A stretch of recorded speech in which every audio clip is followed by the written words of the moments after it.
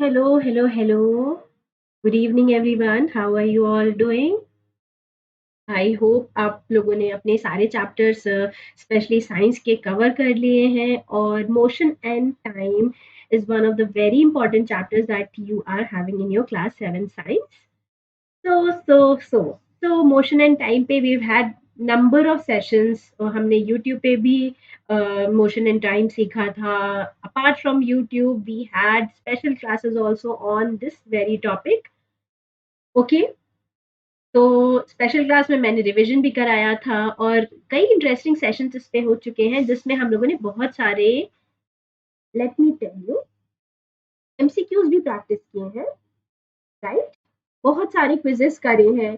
तो but then, considering the fact that all of you are following your CBSE board, तो CBSE board के लिए सबसे ज्यादा इंपॉर्टेंट क्या होता है बच्चों? वो आपके हैं एनसीईआरटी के क्वेश्चंस, एनसीईआरटी के बैक क्वेश्चंस जो आपको अपने चैप्टर के एग्जाम्पल्स में भी मिलते हैं and of course at the end of your chapter, right?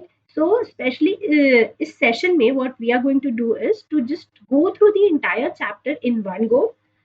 To tell you, अगर आपने motion and time बिल्कुल भी नहीं पढ़ा है, तो let me tell you this is one of very good class जहाँ पे आपको बहुत benefit होगा, क्योंकि एक ही क्लास में we'll be discussing everything that is covered in this particular chapter. This is just like a revision for those who are seeing this particular video for the second time. Not exactly this particular video, but then yes, जो दोबारा पढ़ रहे हैं उनके लिए तो revision हो जाता है. बट ऑफ कोर्स आप में से कुछ ऐसे बच्चे भी होंगे जिन्होंने मोशन एंड टाइम अभी तक नहीं पढ़ा है और आपके एग्जाम्स आने वाले हैं, राइट? सो अभी मेरे जितने भी वीडियोस मैं आपके साथ शेयर करूंगी और जितने भी वीडियोस आपको अनअकैडमी 7th के चैनल पे मिलेगा, तो बच्चों basically what I have try to do is कि वो पूरा चैप्टर मैं एक सिंगल गो में कवर करूं और आपकी एनसीईआरटी के जितने भी क्वेश्चंस हैं वो डेलिबरेटली सॉल्व करूं आपके साथ, सो दैट आपके कोई भी क्वेश्चन मिस आउट ना हो, राइट? आपने बहुत सारी मेंटी भी कर ली है यूट्यूब पे और स्पेशल क्लासेस में आपने बहुत सारे पोल्स कर लिए हैं. So to those who have already done this chapter, I think you are in a pretty good state with respect to this particular chapter, right? So motion and time, like what we'll be talking about is कि motion क्या होता है, right? Types of motions क्या-क्या होते हैं और speed क्या होती है, टाइम क्या होता है, डिस्टेंस क्या होता है and so many things around this particular topic, right? So let me take you ahead.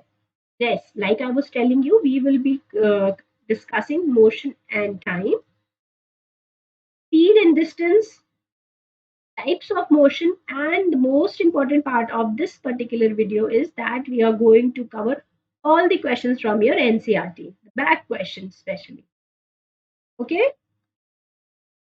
But to tell you, this is a premiere video app. But again, I request all of you,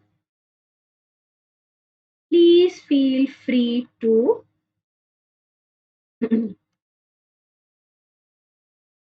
ask your doubts. Okay, इस particular chapter में आपको कुछ भी problem आ रही है, आप comment section में ज़रूर पुट अप करिए. I will make sure that I am going to answer each one of them separately. Okay?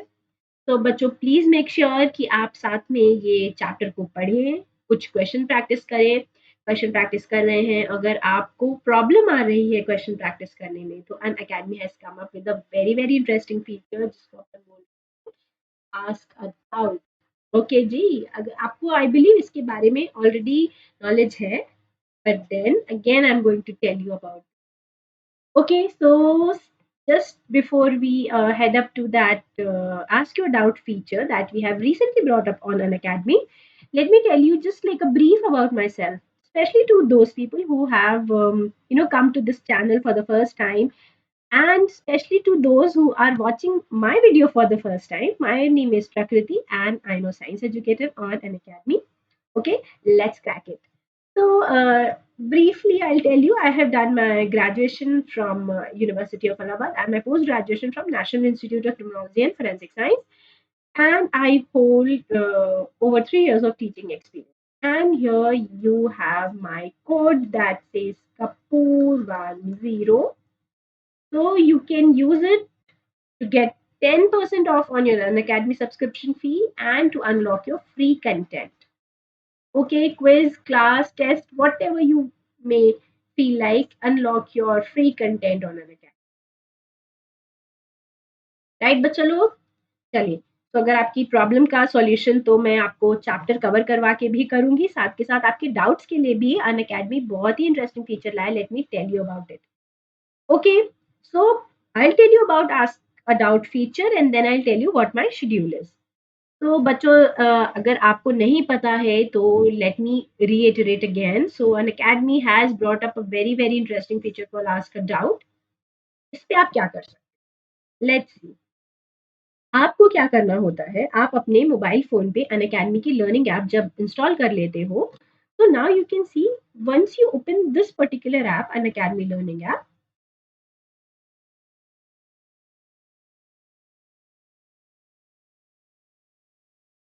ये आपको फीचर यहाँ पे मिल जाएगा. तो here you can find this ask doubt feature.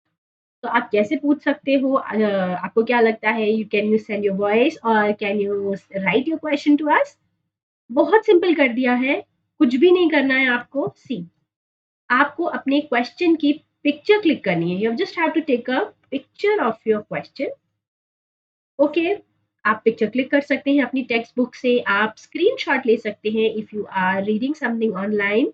और अगर आपको वो चीज़ नहीं समझ में आ रही है तो you can do that also. You can take a picture और of course you can scan it from your text book, right? इसको करने के बाद what you going to do is choose from gallery, take a picture. Yes, right, you can do that.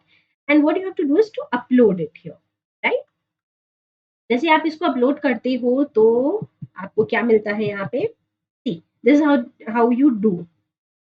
This is a sample question. उसके बाद you have to choose an option कि ये आपका question कौन से सब्जेक्ट को है, right? So depending upon what subject it is, you are going to get your solution. It is not just a written solution. सिर्फ रिटन सॉल्यूशन नहीं है, you going to get a video solution of it बच्चा. तो educator आपके सामने ही आपका particular question solve करते हुए आपको नजर आएंगे in a video. Okay, isn't that interesting? So see, this is how it goes. So when you tell us ki this is from mathematics, so you're going to get a response. Okay, I'm looking for a solution. Hoping this helps. And देखिए ये आपका question यहाँ पे है. And जब यहाँ पे आपका अपलोड कर देते हो और उसका सॉल्यूशन आ जाता है तो what you going to do is you have to just click on this button that say view solution. View solution करते हो that you're going to get a video solution of your question. Okay बच्चा लोग, isn't it amazing?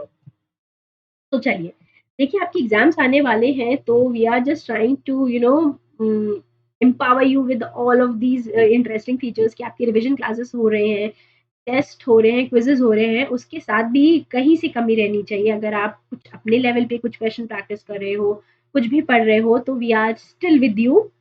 You can always use this ask it out feature. Okay, so again to tell you bacha log, you can also help an academy to find an educator here. तो अगर आपके कोई acquaintance है, आपके sibling है या relatives हैं, or anyone who is interested to be a part of an academy and who is really interested to become a online educator, so an academy is looking for India's next top educators and we are seeking your help in finding them.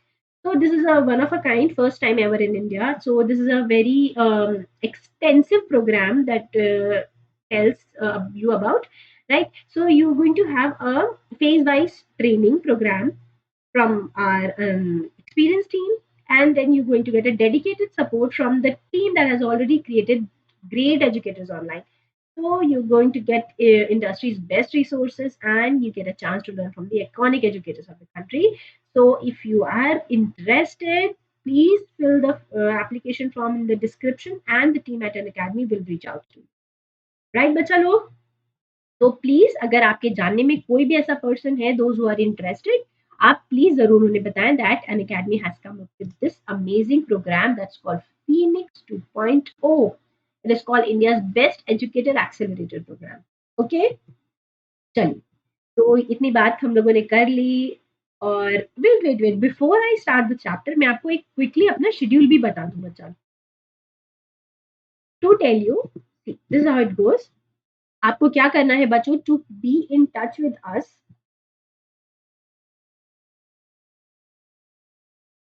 of course, to be in touch, or if you want to get in touch with us or any of your educator, you should join the telegram channel, right? आपके respective class wise आपके Telegram channels created है, तो video के description में आपको इस Telegram channel का link मिल जाएगा। Make sure you follow it because you going to get live update for all the channels. आपके जितने भी क्लासेस होने वाले होते हैं वहाँ आपको सारी क्लासेस का लिंक मिल जाता है, आपको नोट्स मिलते हैं, and you can have a direct interaction with your educator, right? So all of us are available at your disposal. आपके कोई भी डाउट्स, कोई भी queries, anything, right? So we are there with you. तो apart from this YouTube schedule मेरा क्या है, मैं I am not taking classes on special as of now, and to tell you I am taking classes on an academy 7th and unlearn 6 to 8. So I'll just quickly tell you my timetable. So those who are interested, bacha, please make sure you take a screenshot and save it with you so that you don't forget. And to do that please आपको, अगर आप चाहते हो कि आपको regular notification मिलती रहे सारी क्लासेस की, तो प्लीज टेलीग्राम चैनल को जरूर ज्वाइन करो। Okay, so Monday, Thursday, Friday, Saturday and Sunday I am here eight 11 AM। बच्चा ये प्रीमियर वीडियो है, मैं रिपीट कर रही हूँ, but I will be there on the chat. आप क्वेश्चन पूछो and I will be there in the chat box to help you out. Okay, I will be there on the chat box,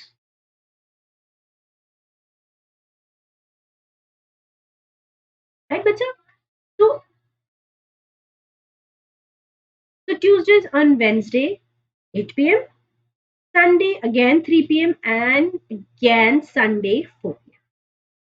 So unlearn pay and here on Monday, Tuesday, and Thursday at 5 p.m.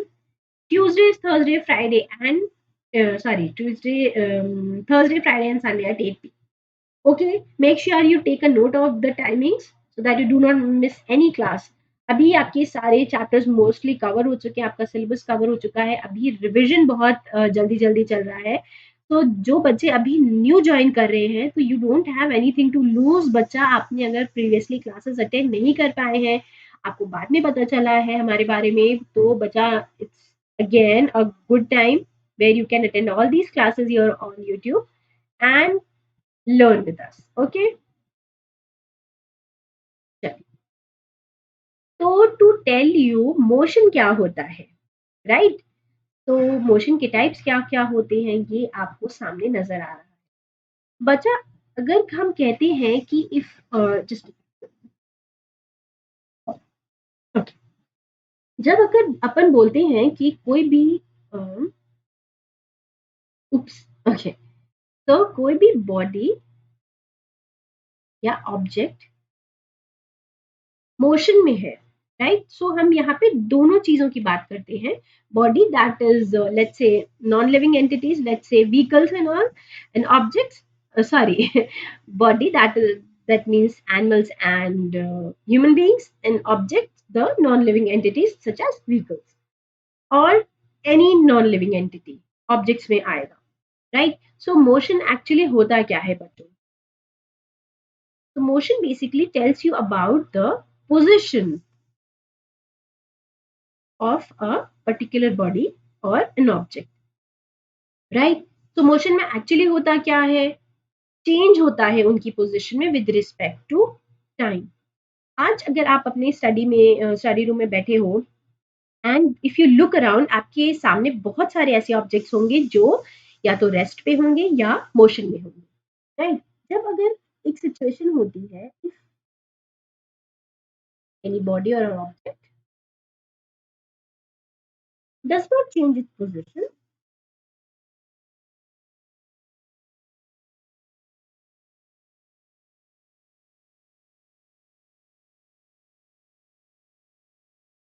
WRT means with respect to time, right? जैसे time बीतता है, अगर किसी भी object या body की position change नहीं होती है, उस केस में वो बॉडी क्या कहलाती है बता लो?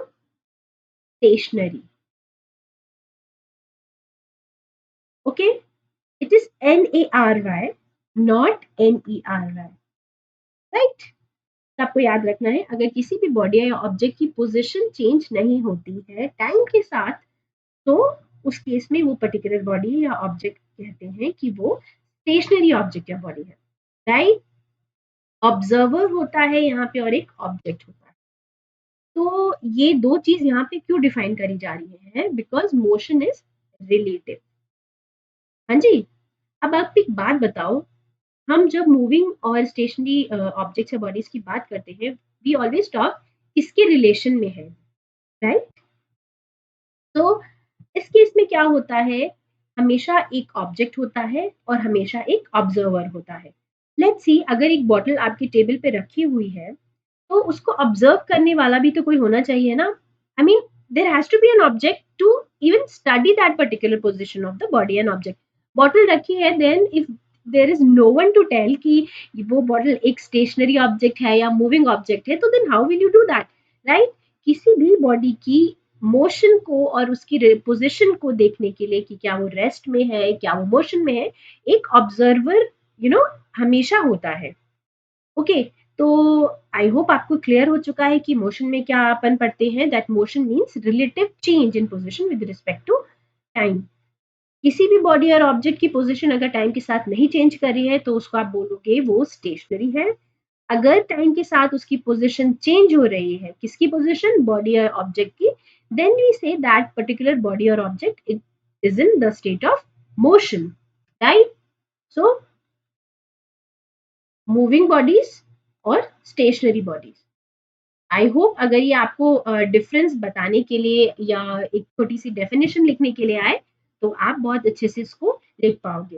राइट। कि किसी भी बॉडी या ऑब्जेक्ट की पोजीशन चेंज हो रही है टाइम के साथ, then we say that particular body और object is in the state of motion और it is a moving body और एन ऑब्जेक्ट। अगर पोजीशन टाइम के साथ नहीं चेंज हो रही है, तो we say that particular body और एन ऑब्जेक्ट इज स्टेशनरी और it is in the state of rest. Understood. चलिए, तो अब देखिए, मोशन तो आप लोगों ने समझ लिया। अब किस तरह की मोशन होता है। Right. So we have linear motion, we have circular motion, we have periodic motion. अक्सर आप लोगों ने देखा ये होगा कि अगर लेट्स से अब तो समझ आ गई है, लुक अराउंड योरसेल्फ एंड सी कि कौन सी बॉडीज या ऑब्जेक्ट मोशन में है। तो समझ आ गई है। If you just look upwards, like, right, if you're sitting in a room, look upwards, then you can see a fan is moving, right? And at the same time, if you see the other objects lying around you, let's say a table or a chair, तो उसकी position relatively आप क्या बोलोगे कि time के साथ change नहीं हो रही है, तो वो एक स्टेशनरी ऑब्जेक्ट है। ओके। अगेन मैंने कई बार आपको बता दिया है कि मोशन में ऑब्जेक्ट्स कब होते हैं, जब उनकी पोजीशन चेंज होती है। स्टेशनरी कब होते हैं, जब उनकी पोजीशन नहीं चेंज होती है। राइट। सो कई तरह के मोशंस भी होते हैं कि अगर पर्टिकुलर ऑब्जेक्ट या बॉडी एक स्ट्रेट लाइन को फॉलो करे। Right. So this is an example of a linear motion. Linear means something on a straight line. Line corresponds to linear. तो यू हमेशा आपको ये याद रखना है, कोई भी बॉडी या ऑब्जेक्ट अगर स्ट्रेट लाइन पाथ को फॉलो कर रहा है, उसे आप बोलोगे, उसके मोशन को बोलोगे, राइट, लीनियर मोशन। इसके एग्जांपल्स क्या क्या है, अभी आगे हम जैसे और चैप्टर में आगे जाएंगे। I keep on giving you the example as we do some questions and we read further on this particular chapter. Right. So train on a straight bridge, straight line path. और इसमें दो चीजें हो सकती हैं। Let's say a vehicle is moving on a straight line path,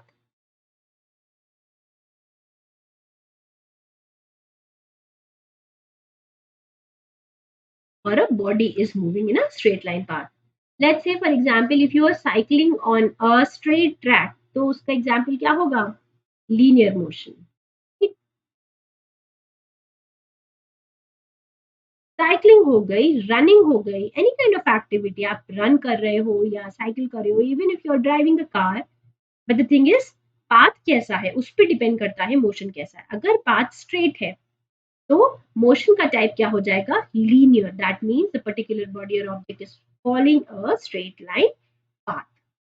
second one is circular motion. कोई भी object या बॉडी अगर सर्कुलर पाथ में मूव करता है, तो उसे हम बोलेंगे कि ये एक सर्कुलर मोशन का एग्जाम्पल है।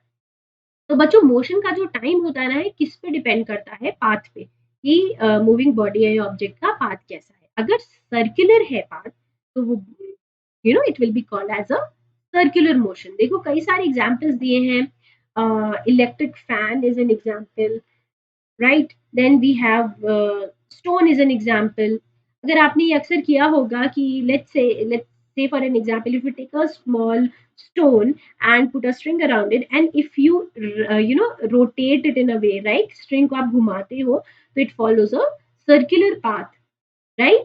So again, this is an example of circular motion. Electric fan, it's a very very classical example of a circular motion, जहाँ पे फैन के जो ब्लेड्स होते हैं एक सर्कुलर पाथ को फॉलो करते हैं और उसी में रोटेट करते हैं। और मेरी गो राउंड, है ना? Merry go round that is a ride in amusement park, जिसमें एनिमल्स होते हैं and you have a common centre and you sit on those animals and it moves. Of course they are not real animals, but this is just a amusement ride. Okay, so I hope आपको not only these, there are many many examples आप अपने घर में और अपने daily life में encounter जरूर करते हैं मूविंग बॉडीज के। तो you can look at them, just see the kind of path they are following, and you can simply tell। आपको किसी भी बॉडी का टाइप पूछा जाए मूविंग बॉडी का कि इसका कौन सा टाइप है, तो you can just simply look at the path which they are following and you can say yes, it is a example of a circular motion और it is an example of a linear motion. दोनों का आप path देखोगे वो किस तरह के path पे ट्रेवल कर रहा है, you can conclusively say that. Okay, so another type of motion that comes into our consideration with respect to this particular chapter, of course, so this is periodic motion। में क्या होता है कि किसी भी बॉडी का या let's say for example object का जो मोशन होता है ना, एक सर्टेन टाइम पीरियड के बाद रिपीट होता है। हाँ जी, तो रिपीटेशन होती है। अब सर देखिए, मैंने एक ये मैरी गोल्ड राउंड आपको एग्जांपल दिया है, तो एक and again now you can see seesaw. आप लोगों ने सी सॉ हमेशा कभी आई एम श्योर स्कूल में आपने see, this is how a seesaw looks like, है ना? It's like a plank. यहाँ पे एक this is another person sitting, so there is this next person sitting, so what happens is यहाँ seesaw पे this is how it goes, when he goes down this person goes up, right? And again this kind of motion repeats. Let's say this is person A and this is person B. When A moves upward, B moves down. When A moves down, B moves upward. So इन दोनों का motion क्या है? एक fixed interval के बाद repeat हो रहा है, right? So if any body or an object repeat its motion after some time, this is an example of a periodic motion। तो इसमें क्या क्या एग्जाम्पल हो सकते हैं? स्विंग हो गया, बेल हो गया, hands of a clock. Again, this is a very very classical example of a circular, sorry, it's a very classical example of periodic motion, right? Not only this, pendulum is again a very good example of periodic motion। अब pendulum क्या होता है? Let's go ahead and see rotation, revolution, और इसको इस ride को क्या बोलते हैं बच्चा? Giant wheel, right? मुझे तो बहुत डर लगता है, I am very very scared of this, but just because of the fact it has so many lights, it's round and it's looks so beautiful in the night time। मैं कभी amusement park में जाती हूँ, मैं बस दूर से देखती हूँ, not only just amusement park but some kind of fair which we have in our cities and towns. तो देख के तो बहुत अच्छा लगता है, but specially when you look at the ground it like really freaks me out, so I get really really scared. So yes, this is again an example of a circular motion, but because बच्चे इसमें क्या हो रहा है, किसी भी body का example अगर आप लेते हो, let's say this person is sitting in this particular part, तो इनका मोशन एक सर्कुलर पाथ को फॉलो करता है, right? Now you can simply से इट, इसके अराउंड ये व्हील मूव करती है। हाँ जी, सो इनसे एसोसिएटेड यहाँ पे जितने लोग हैं सबका जो मोशन का टाइप होगा, कैसे आपको पता चल रहा है? Because we are looking at their path which they are following, so they are following a circular path, hence they are said to be in the state of circular motion। Okay जी, तो ये देखिए again rotation and revolution, again examples of circular motion. Rotation का example अगर आपको मैं कहूँ तो earth is a classical example, movement of earth around its. आपको पता है earth moves around its axis, कितना टाइम लगता है पूरा मूव करने में? 24 आवर्स। इससे क्या होता है? Day and night.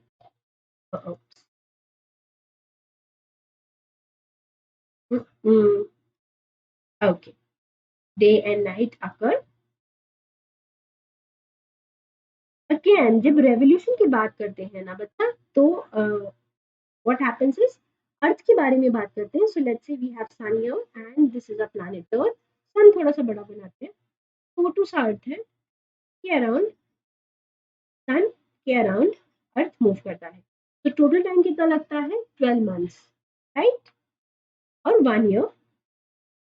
रेवोल्यूशन से क्या प्रोड्यूस होते हैं? सीजन। ओके। और रोटेशन से क्या प्रोड्यूस होते हैं? Day and night. ये दोनों फिनोमिना होते हैं with respect to the motion of earth. Rotation आपको पता है, रेवोल्यूशन पता है, सर्कुलर मोशन क्या होता है वो आपको पता है, रेस्ट क्या होता है या स्टेशनरी ऑब्जेक्ट्स या बॉडीज क्या होते हैं, you know that. Linear motion क्या होता है, सर्कुलर मोशन क्या होता है, एंड पीरियोडिक मोशन क्या होता है। आई होप अभी तक आपको क्लियर है। बच्चा कोई भी डाउट है, डोंट वरी, ये बिल्कुल भी मत सोचो कि ये प्रीमियर क्लास है, मैं डाउट कैसे सॉल्व करूंगा या करूंगी। डोंट वरी, आपका comment section is always open. किसी भी तरह का कोई भी क्वेरी, कोई भी डाउट हो, please make sure you answer that and I will personally answer each one of them, that's my promise. Okay. देखिए अगेन, इसको भी बच्चा आप एक पीरियोडिक मोशन का एग्जांपल देते हैं, राइट? बिकॉज जो अर्थ का मोशन होता है ना, एक सर्टेन फिक्स टाइम के बाद रिपीट होता है। तो this is a pendulum and this metallic ball is called bob, right? And this is the string of pearls. Here what happens is, it starts from the mean position. The bob starts from the mean position. It goes to one extreme position, right? Again, it's come back to its mean position, goes back to the another extreme and comes back. So this is a to and fro motion, right? और ये जो motion है अपने आप को repeat करता है regularly. मैंने कल के क्लास में आपको एक चीज बताई थी ना, कीवर्ड्स बहुत इंपॉर्टेंट होते हैं, राइट? सो इस केस में मोशन रिपीट होता है और रेगुलरली रिपीट होता है, नॉट जस्ट दैट कि रैंडम टाइम पे रिपीट हो रहा है तो आप उसको पीरियोडिक मोशन कह दो, but the time period is very very particular here. Okay, swing, seesaw, revolution and rotation of earth, revolution of earth and rotation of earth, done? चलिए, so again then you can see this is again a example of periodic motion। यहाँ पे एक metallic strip है। तो what you going to do is, अगर आपने अक्सर एक maybe you must have had done it also, अगर आप अपने मेटलिक रूलर को ऐसे हाथ में फिक्स करो and you hold it from the top and you press it towards one end, once you leave it, now you can see inertia के कारण वो वापस अपनी पोजीशन में चला जाएगा, right? And then again it will go back to one extreme, comes back to the equilibrium position, again it will come back to its you know extreme position। so बीच की position को क्या बोलते हैं अपन? Equilibrium position बोलते हैं, right? यहाँ पे भी ये जो पोजीशन है ए बी और C, O, right? So O is again the equilibrium position, B and A extreme positions। हाँ जी, सेम वे B और A एक्सट्रीम हो गए और O क्या होता है? Equilibrium position. Understood? Let's go ahead. तो how we compare object at rest and motion. अगर आपसे कोई पूछता है कि आपके सामने कोई ऑब्जेक्ट या बॉडी है, तो आप कैसे कह सकते हो कि वो how do we compare it कि वो रेस्ट में है या मोशन में है? It is very very simple. You can just look at them, observe, and you can just see. Moving objects look so simple to the observer's eyes, but there is much more to it. देखिए, आप अपने surroundings में देखते हैं और आपको कई moving और स्टेशनरी बॉडी ऑब्जेक्ट्स के एग्जाम्पल्स मिल जाते हैं, राइट? चलिए मैं आपको अपने एंड के एग्जाम्पल्स दे देती हूँ। बिकॉज ऑफ द फैक्ट कि आप लाइव नहीं हो तो मैं आपसे डायरेक्ट क्वेश्चन अभी नहीं कर सकती हूँ। I can always tell what's on my end, right? So right now I'm sitting in front of you. आपकी रिस्पेक्ट में और टाइम के साथ मेरी पोजीशन चेंज नहीं हो रही है. I am glued to my chair and my desk. So I will be a I will be an example of a body at rest. Again, I'm having my phone. I've put my phone on the table and it is not moving until I, go and pick my phone and move it here and there. Right? So जब तक आपका phone की position change नहीं होती है तो आप क्या बोलोगे that phone is a stationary object. I keep water with me, the water bottle. The water bottle is not moving with time. So what we say is कि the water bottle is in the state of rest.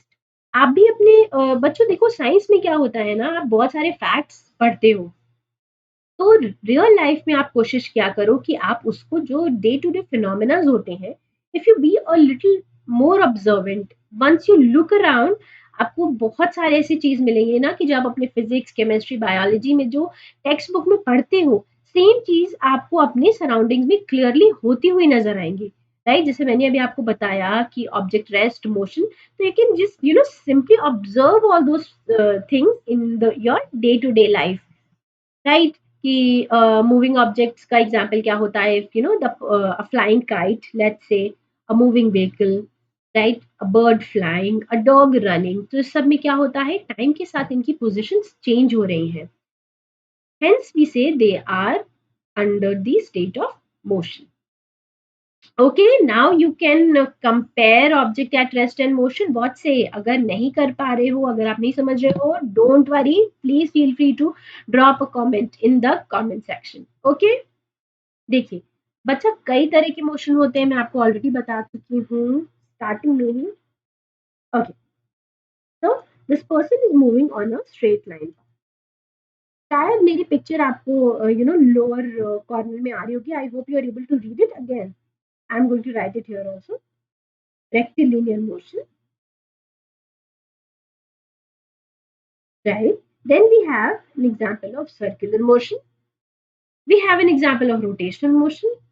और जब motion time के साथ repeat करता है regular intervals में उसको आप क्या बोलते हो periodic motion. Done. Circular motion जो इसमें देखो not exactly the clock is not moving but the hands are moving clockwise and anti clockwise right जो हैंड्स होते हैं वो मूव करते हैं usually they move clockwise only in most you know okay let me not get into that. So यहाँ पे जो clock के हैंड्स होते हैं they follow a circular path and hence they are said to be in the state of circular motion. There is this athlete he is running on a straight track so we say he is giving out the example of a body in linear or rectilinear motion.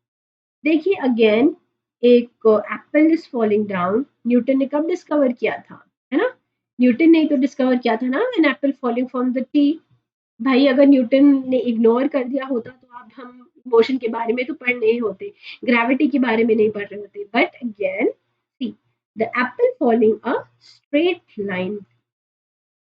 So this is an example of linear motion. Now you can see this particular object is too heavy for this particular man to pick up. So what they are doing is they are dragging it. है ना कम force लग रहा है and this of course it's a very very hefty box ये इंसान चाहे भी तो उसे उठा नहीं सकते हैं right. So they are dragging it on a straight path. तो पाथ कैसा है स्ट्रेट है. इसमें देखो एप्पल का पाथ कैसा है जब एप्पल पेड़ से गिर रहा था नीचे. Again it's follows a straight line में. एप्पल भी तो अच्छा से एक बना दूंगा आप लोगों के लिए.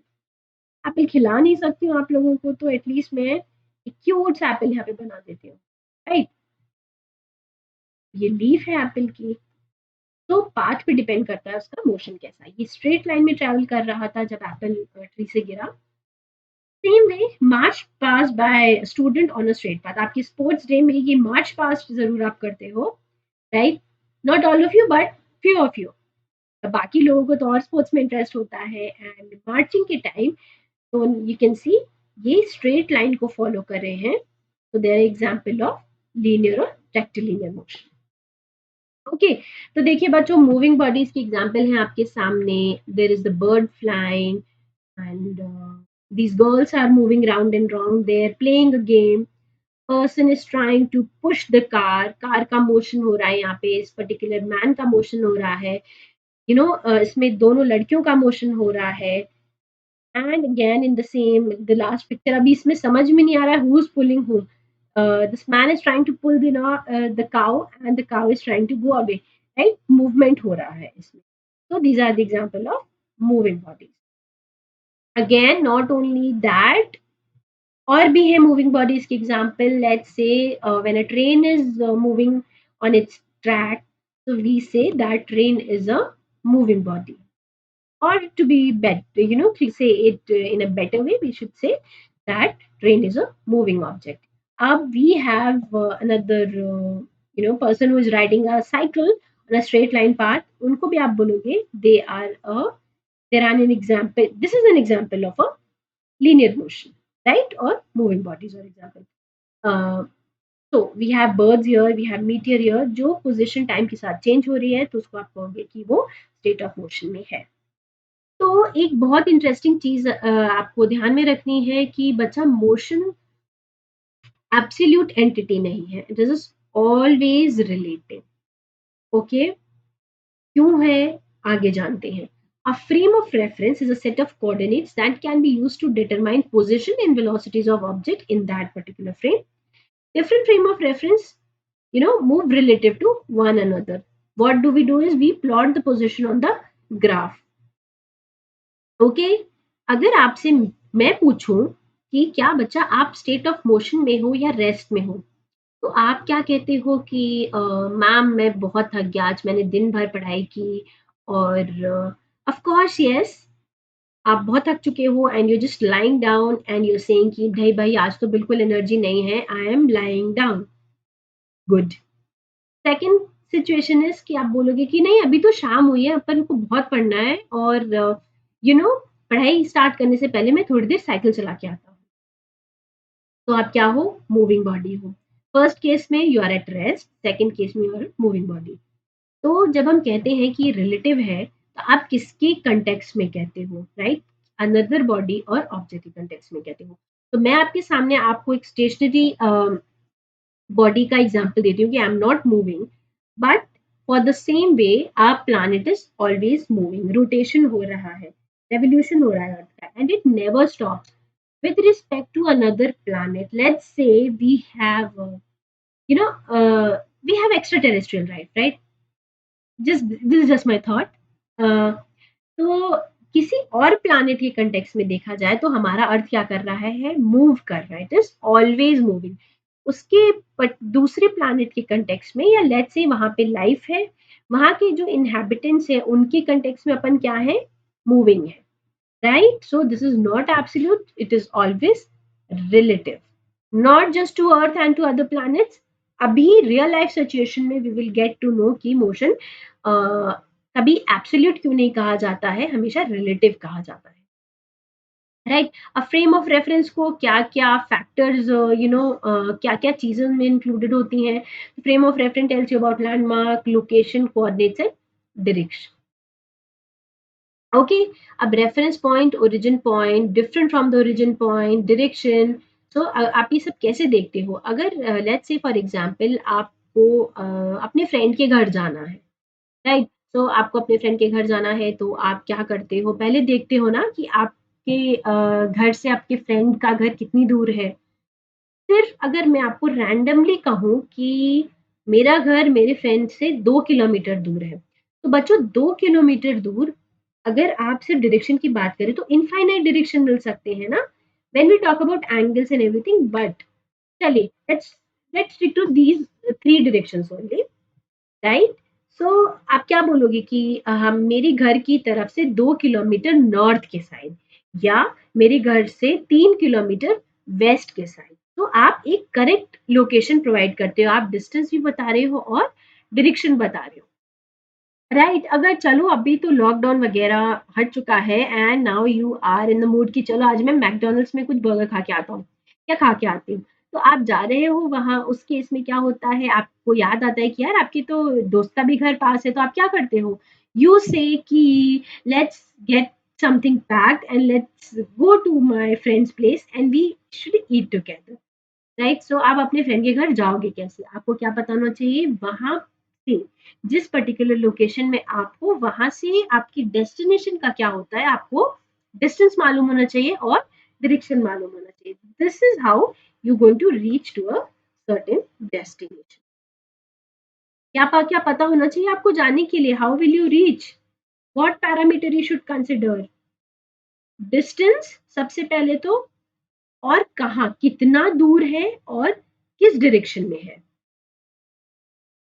राइट. मान लो अगर चलो आपको डिस्टेंस पता है और किसी ने आपको डायरेक्शन नहीं बताया. अगर मैं कहती हूँ मेरा स्कूल मेरे घर से लेट्स से 3 किलोमीटर की दूरी पे है. अब तो 3 किलोमीटर में तो वो कुछ भी हो सकता है. It could be north, it could be south, it could be east, it could be north west, it could be north east, it could be south east, it could be south west. So कई situation ऐसे हो सकते हैं. आपको exactly किसी अगर origin पे जाना है, किसी डेस्टिनेशन पे जाना है, तो आपको क्या पता होना चाहिए? वहां का डिस्टेंस, वहां तक का डिस्टेंस, और आपको डायरेक्शन पता होनी चाहिए. Right. I hope this is clear to you all. चलिए लेट्स गो अहेड. अब बच्चा देखते हैं कि ये फ्रेम ऑफ रेफरेंस काम कैसे करता है. तो लेट्स से ये एक छोटा सा घर दिख रहा है ना आपको, ये छत दिख रही है, यहाँ पे एक बच्चा रहता है, इसका नाम है जोई. राइट. सो जोई इज अ वेरी क्यूट गाय, छोटा सा है, क्लास 7th में पढ़ता है. अब देखिए जोई अभी थोड़ा सा सैड है. राइट. अब जोई सैड क्यों है? उसकी फेवरेट अंकल आंटी उसके घर आए थे. राइट. रहने आए थे छुट्टियों में जोई के पास. तो अभी जोई सैड है बिकॉज अंकल आंटी वापस जा रहे हैं. ये अंकल है, ये उस जोई की आंट है. अब जोई बाय बाय बोलते हुए अपनी टेरेस पे खड़ा है. एंड व्हेन जोई सीज देम, अपने अंकल आंटी को बस में जाते हुए देखता है, तो जोई के कंटेक्स्ट में क्या हुआ? जोई को अंकल आंटी कैसे नजर आएंगे? मूविंग या स्टेशनरी? सोच के बताइएगा. मूविंग होंगे या स्टेशनरी? सिंस अंकल आंटी की पोजीशन बस में बैठे हुए हैं, बस मूव कर रही है. राइट. बस जैसे मूव कर रही है तो बस के अंदर अंकल आंटी है जोई के, तो अंकल आंटी भी मूव कर रहे हैं. तो जोई के कंटेक्स्ट में क्या हुआ? जब बस मूव कर रही है तो उसके अंदर उनके जो अंकल आंटी है, कजन है, ग्रैंड मदर है, तो all of these people are in the state of motion. ये मूव कर रहे हैं. Understood? Let me add something more to this. Let's say ये जोई की कजन है and ये जोई की ग्रैंड मदर है. Cousin and grandmother are sitting next to each other and they are inside this particular system जिसे आप बोलते हो बस. बस के अंदर में है कजन और ग्रैंड मदर्स, पास के पास बैठी है, अंकल आंटी इधर है. जब बच्चा अपन बस की इनर सराउंडिंग्स के बारे में बात करते हैं तो इनर सराउंडिंग के कंटेक्स्ट में ये क्या हुए? स्टेशनरी बॉडी हुए, बिकॉज टाइम के साथ इनकी पोजिशन चेंज नहीं हो रही है. तो my question is whenever you are asked कि भाई ये बॉडी मूविंग है या स्टेशनरी है, आपका सेकंड क्वेश्चन ये होना चाहिए कि आप किसके कंटेक्स्ट में बात कर रहे हो. अब जॉय के कंटेक्स्ट में क्या हुआ? Grandmother, cousin, uncle aunty and other co passengers are in the state of motion since the bus is moving. But to the inside of the bus और एक दूसरे के कंटेक्स्ट में क्या होगा? ये सब रेस्ट में है क्योंकि टाइम के साथ इनकी पोजिशन चेंज नहीं हो रही है. तो आई होप आपको ये सब चीजें क्लियर हो चुकी हैं. तो फ्रेम ऑफ रेफरेंस, और now you can C this is an example of circular motion. Wind mill का ब्लेड एक सर्कुलर पाथ को फॉलो करता है, सो this is an example of circular motion. Right. This is again मेरी go round. इसमें क्या हो रहा है? एक सर्कुलर पाथ को फॉलो कर रहे हैं मूविंग बॉडीज या objects. This is an example of circular motion. Right.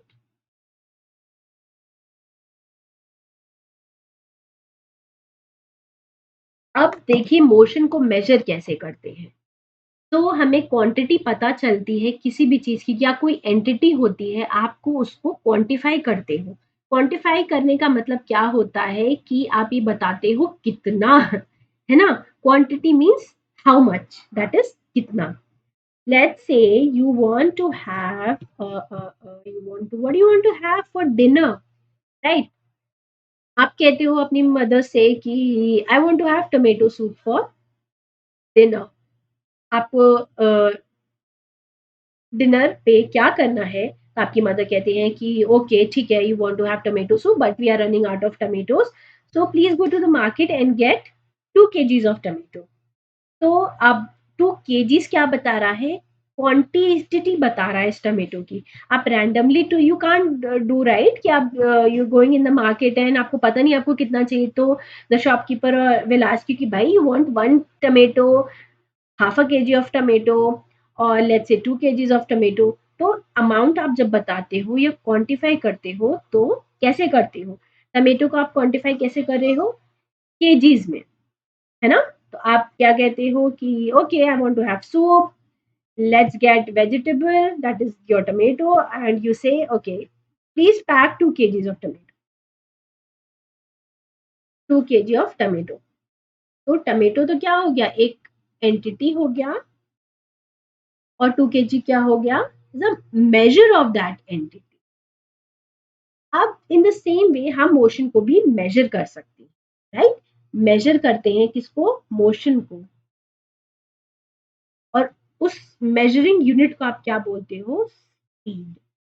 इसको आप क्या बोलते हो? टोमेटो तो एक एंटिटी हो गया, और केजी और क्या हो गया उसका? Amount, right? That is the quantity.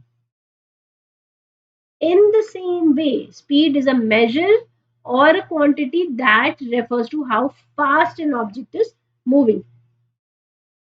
Motion का measure is done in the terms of speed. Right, बच्चा लोग?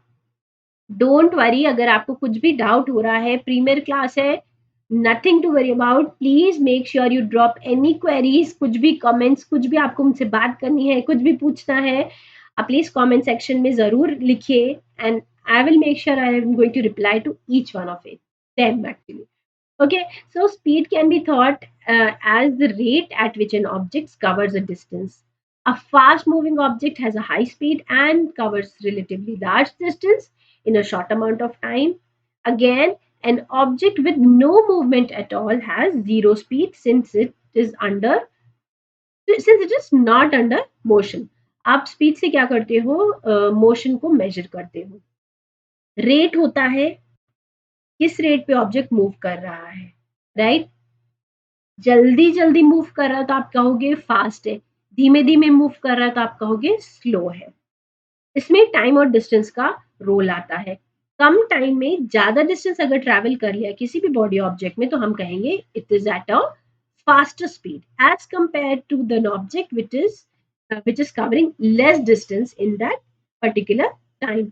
1 घंटे में लेट्स से माय ब्रदर मेरा ब्रदर और मैं एक स्कूल में पढ़ते हैं, राइट? तो डिस्टेंस तो सेम रहा, एक स्कूल कॉमन है हमारा, तो मैं हमारे घर से स्कूल तक का क्या होगा, जो डिस्टेंस है सेम हो जाता है. बट जो जल्दी पहुंच जाता है तो उसको आप क्या कहते हो कि अरे यार इसकी तो स्पीड बहुत तेज थी, ये बहुत जल्दी आ गया. तो इस केस में अगर डिस्टेंस फिक्स्ड है तो टाइम में वेरिएशन आ रहा है, कम टाइम में डिस्टेंस उसने कवर कर लिया, तो इसे कि that particular object is faster. Same way अगर लेट्स से टाइम फिक्स करते हो आप, और अगेन मुझे अपने भाई का और मेरे एग्जांपल देना है, तो let's say both of us have plan की रनिंग करके आते हैं. तो रनिंग करने गए, वी हैव डिसाइडेड कि 1 hour will jog, will run, and so for 1 hour we start, right? For 1 hour we are moving. तो जिसने ज्यादा डिस्टेंस कवर कर लिया होता है 1 घंटे में, या any particular time which you talk about, let's say 2 hours, not running यार, 2 आवर्स रनिंग कौन करेगा? तो लेट्स से 45 मिनट्स का अपने आपको एक टाइम देना है. 45 मिनट्स में my brother covers let's say 2 kilometers and I am covering 1.7 kilometers, right? Time कितना है दोनों के लिए फिक्स्ड है। स्टॉप वॉच स्टार्ट करी and we have started with our journey. तो ब्रदर ने कितना डिस्टेंस कवर कर लिया, 2 किलोमीटर, मैंने सिर्फ 1.7 किया, टाइम सेम है इसमें। तो इसमें से फास्ट कौन हुआ, ब्रदर। मैं क्या हुई, slow, and brother will be faster. Done. आगे बताते हैं, यदि डिस्टेंस सेम है, राइट, स्कूल के बीच का डिस्टेंस कितना है, 3 किलोमीटर। ब्रदर कितनी जल्दी पहुंचता है, 20 मिनट्स में, और मैं पहुंच जाती हूँ 15 मिनट्स में, राइट। जब डिस्टेंस सेम है और जहां टाइम कम लगता है तो आप कहते हो वो फास्टर है, and this one is slow. Understood. दो तरह से बता सकते हैं, डिस्टेंस और टाइम दोनों को देखें कि आपके पर्टिकुलर क्वेश्चन में मेंशन क्या किया गया। Okay, once you can have a give a look at this particular picture, आप सिर्फ देख के ही बता सकते हो कि इनमें से फास्ट और स्लो कौन है। आप इसमें से बच्चा क्या देख रहे हो, आप देख रहे हो डिस्टेंस, कि लेट्स से जो ग्रीन वाला है वो सबसे आगे है, दैट मीन्स ग्रीन वाले बच्चे ने सबसे ज्यादा डिस्टेंस कवर कर लिया है। तो वी कैन से इन्होंने सबसे ज्यादा डिस्टेंस कवर कर लिया है। आप विजुअली भी ऑब्जर्व करके बता सकते हैं कि ये फास्ट है या रेड। तो आपका सारा answer, most of you will answer कि okay the boy in the green T shirt is fastest of them all, right. आप आंखों से देख के बता सकते हो, बट क्या आप कर सकते हो सॉरी, आप क्या इसकी स्पीड बता सकते हो, नहीं। आप स्लो और फास्ट बता सकते हो, बट आप स्पीड तो सिर्फ कैलकुलेट करने पे बता सकते हो कि ए ने कितना डिस्टेंस ट्रैवल किया था कितने टाइम में, और let's say the girl in the red one, और of course maybe a boy also, picture में समझ में नहीं आ रहा है, राइट। सो आप देख के बता सकते हैं जो सबसे आगे हैं उन्होंने ज्यादा डिस्टेंस कवर कर लिया है या वो तेज है, जिन्होंने कम डिस्टेंस ट्रैवल किया है वो स्लो है। अब स्पीड को कैलकुलेट कैसे करते हैं, अब कंपेयर करते हैं, right. The most convenient way to find out which of the two or more object is moving faster is to compare the distances moved by them in a unit time. Okay, let us move ahead. देखिए, आप gaming करते हो ना, online gaming, तो आपको speed पता चलती रहती है ना, और लैप्स पता चलते हैं कि कितना डिस्टेंस ट्रैवल किया, किसकी पोजीशन क्या है, कौन आगे है कौन पीछे है। जो सबसे जल्दी डेस्टिनेशन पे पहुंच जाएगा उसको आप बोलोगे फास्टेस्ट होता है। अब इसके इसमें जब डेस्टिनेशन की बात होती है ना, तो ट्रैक की जो लेंथ होती है, स्टार्ट पॉइंट और एंड पॉइंट सारे पार्टिसिपेंट्स के लिए सेम होता है। तो हमें स्पीड बताना है कि फास्ट और स्लो कौन है, तो आप किस पे बताओगे, या डिस्टेंस तो कांस्टेंट है, तो आप कैसे बताते हो, जो जिसने सबसे कम टाइम लिया था उसकी स्पीड सबसे ज्यादा होती है, और जिसने सबसे ज्यादा टाइम ले लिया उसकी स्पीड सबसे कम होती है। फर्स्ट केस में it will be fastest, second case में it will be the slowest. Okay, अब स्लो एंड फास्ट किस चीज से डिटरमाइन किया जाता है, उसको उसकी स्पीड से डिटरमाइन किया जाता है। Example of slow and fast in your school, आपको अपने स्कूल में फास्ट और स्लो का एग्जाम्पल पता होगा कि अर्ली मॉर्निंग जब आपको अपने क्लासरूम से असेंबली की तरफ जाना पड़ता है, तो आप बहुत स्लो एंड स्टेडली आराम से धीमे धीमे जाते हो। बट जैसे ही आपका रिसेस होता है, तब देखो आपकी स्पीड, आप जब प्लेग्राउंड में जाते हो या कैंटीन में जाते हो, right. So you can just observe people and things around you and you can say this particular object और बॉडी इज स्लो और इफ इट इज फास्ट। ये ऑब्जर्व करके आप बता सकते हैं, बट ऑफ कोर्स आप सिर्फ देख के किसी भी बॉडी या ऑब्जेक्ट की स्पीड को नहीं बता सकते हैं। स्पीड कैसे आप करते हो, हमेशा मेजर करी जाती है। स्पीड दो तरह से मेजर कर ली जाती है कि अ, अगर टाइम सेम है तो जिसने डिस्टेंस ज्यादा कवर कर लिया उसको बोलते हो कि वो उसकी स्पीड ज्यादा थी, और अगर डिस्टेंस कांस्टेंट है या डिस्टेंस सेम है दोनों बॉडीज या ऑब्जेक्ट के लिए, तो जिसने सबसे कम टाइम लिया उसको आप बोलोगे वो फास्टेस्ट हुआ, right. So lower speed seems to indicate that a given distance has been covered in longer time. Higher speed seems to indicate that a given distance has been covered in shorter time. So to tell you बच्चों, आपको अब जैसे मैंने अभी आपको बताया था कि आपको अन अकेडमी का लर्निंग ऐप क्यों इंस्टॉल करना है, बिकॉज बच्चों अन अकेडमी की learning app it's a very very user friendly interface. Okay, and to tell you we are just one click away. बच्चों इतना आसान है, आप सिर्फ एक फोन पे एक ऐप पे अपनी सारी पढ़ाई कर सकते हो। Don't you think it's such a amazing thing? आपको कहीं बाहर जाने की जरूरत नहीं है, कुछ नहीं, बस सिंपली आप अनअकैडमी की लर्निंग ऐप को इंस्टॉल कीजिए और एक प्लस सब्सक्रिप्शन लीजिए। तो प्लस सब्सक्रिप्शन में आपको बच्चों क्या क्या फायदे मिलते हैं? तो प्लस सब्सक्रिप्शन में you going to get India's best educator, you going to study with India's best educator. Okay, आपकी इंटरैक्टिव लाइव क्लासेस होती हैं, स्पेशल क्लासेस होती हैं, देन लाइव टेस्ट और क्विजेज होते हैं, और आपको अपने क्लास के बाद पूरा स्टडी मटेरियल भी मिलता है पीडीएफ के फॉर्म में। आपका सारा कोर्स एग्जॉस्टिवली कवर कर लिया जाता है since you are having class on both YT and on the app.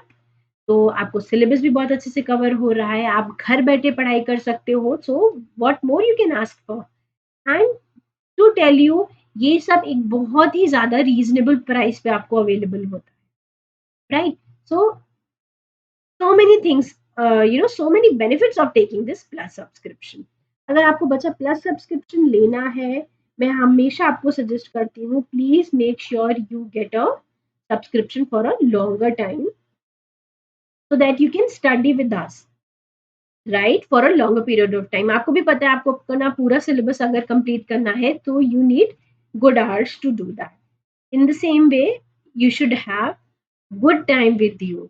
बच्चा जो शॉर्ट टर्म के जो प्रोग्राम्स होते हैं, so basically they are the crash courses, जहाँ पे ऑलरेडी आपने प्रिपरेशन कर ली है और आपको सिर्फ ब्रश अप करना है। तो उस केस में आप शॉर्टर पीरियड ऑफ टाइम के कोर्स को प्रेफर करते हो। But if you are planning to start from the scratch, आपको सारे चैप्टर्स और पूरी क्लास को शुरू से पढ़ना है, तो make sure you take the 12 month subscription और इवन मोर। तो अगर आप ये करते हो, आपको एक छोटा सा गिफ्ट होता है आपके एजुकेटर की तरफ से, वो उनका होता है promo code. This is going to get you an instant 10% discount on your fee. Already the fee is very very reasonable जब आप पर मंथ की बात करते हैं, and we have a good subscription of 1 year और more than that, तो आपका जो पर मंथ कॉस्ट होता है ना, बहुत ज्यादा रिड्यूस कर जाता है। तो इसके साथ ही आपको डिस्काउंट भी मिलता है। Then you can see such a win win situation.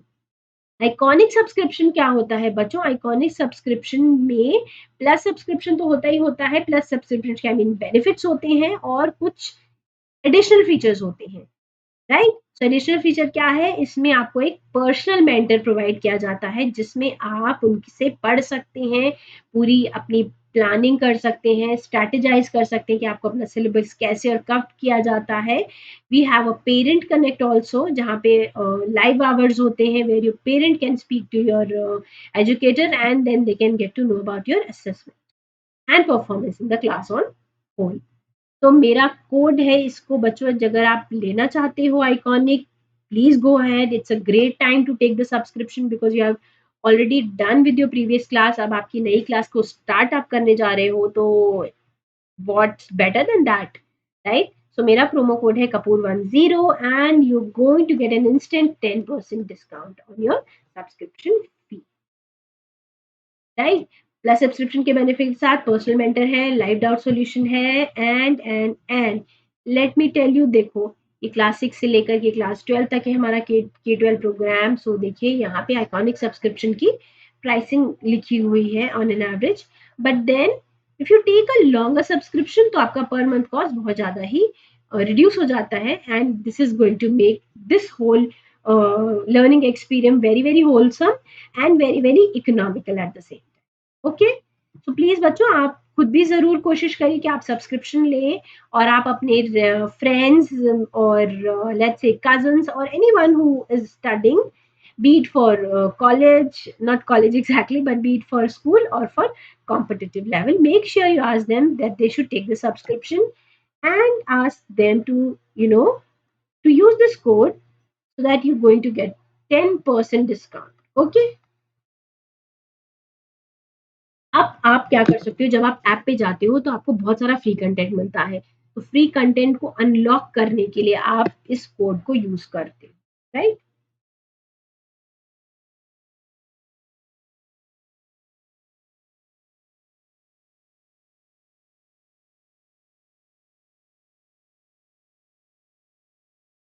Understood? चलिए, इतना आपने सीख लिया। Let's talk about different units of speed. तो स्पीड की कई सारी यूनिट होती हैं। आप स्पीड को डिफाइन जैसे करते हो, उसके अकॉर्डिंगली उसकी यूनिट होती है। If you're defining the distance in mile and time in hours, your speed will be miles per hour. If you're defining distance in kilometers and time in hours, the speed will be kilometers per hour. If you're defining the distance in meters, time in hours, तो आपकी speed कितनी होगी metre per our. अगर आपका distance metre में है, time second में है, तो आपकी स्पीड क्या होगी metre per second. Distance feet में है, टाइम सेकंड्स में है, तो आपकी स्पीड होगी फीट पर second.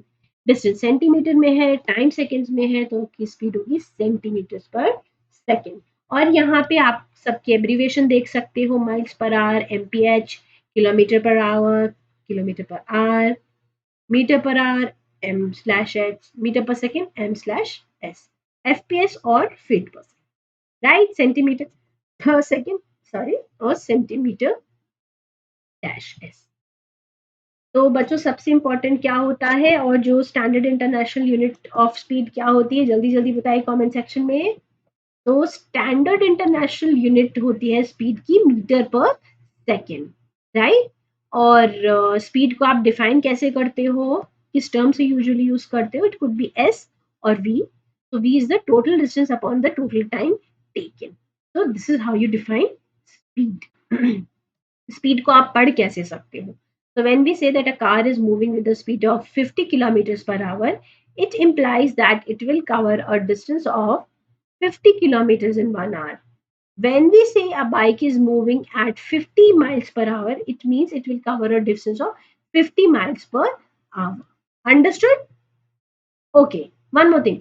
When we say a car moves at 50 kilometer per hour, we don't mean that the car moves at a constant speed. बच्चों आपको ये पता होगा कि जब अपन कार किससे स्टार्ट करते हो, रेस्ट से स्टार्ट करते हो, तो धीरे धीरे जैसे जैसे आप गियर चेंज करते हो, जैसे जैसे एक्सीलरेट करते हो, तो कार की स्पीड बढ़ती या घटती है। So we don't mean that the car moves at a constant speed. It means that it will cover 50 kilometer in an hour. Right? We seldom move with the constant speed for 1 hour, right? Especially in humans and vehicles, they don't move at a constant speed. कभी बढ़ती है, कभी घटती है. In fact, in starts it moves slowly and then it picks up speed. अब relative speed क्या होती है? It is a very interesting concept that is central to the physics. That when we say body is in motion, आपको पता है time के साथ position change हो रही है, right? If you lie perfectly on the ground, you are in the state of motion or in the state of rest. With respect to we are talking about ground पे हो और कोई दूसरा human being आपको देख रहा है that you lying down, that this particular person will say okay that he और शी इज लाइंग डाउन। अब if we compare it with some body और पर्सन बियॉन्ड अर्थ, तो आप कहोगे अर्थ मूव कर रहा है उसके साथ, even if a person who is just lying down on earth, earth के साथ मूव कर रहा है, right. So the answer is if you change your relative speed with respect to something, you are in the state of motion. Otherwise, you are in the state of rest. So me sitting at my desk, rest. Me respect to another planet, motion. अब एक बहुत another thing that comes in uniform and non-uniform motion.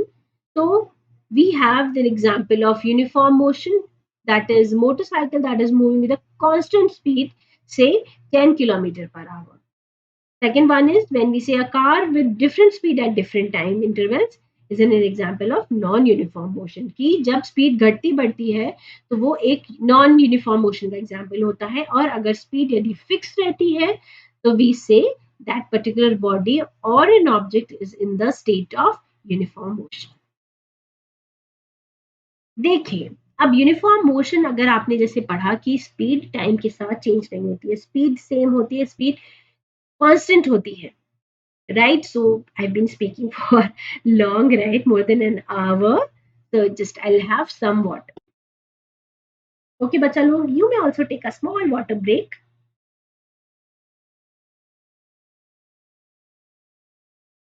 Okay. तो I hope अभी तक आपको समझ में आ चुका है मोशन क्या होता है, टाइप्स क्या होते हैं, रेस्ट क्या होता है, मूविंग क्या होता है, राइट, एंड स्पीड क्या होती है, स्लो क्या हुआ, फास्ट क्या हुआ, स्पीड का फॉर्मूला पता चल चुका है आपको, और यूनिट्स कौन सी यूज होती है स्पीड को एक्सप्रेस करने में, राइट? सो चलिए मैं आपको अभी बताती हूँ नॉन यूनिफॉर्म और यूनिफॉर्म मोशन का एग्जाम्पल। बच्चों, it is very very important, और ये एग्जाम में कुछ बच्चों के आ चुका है।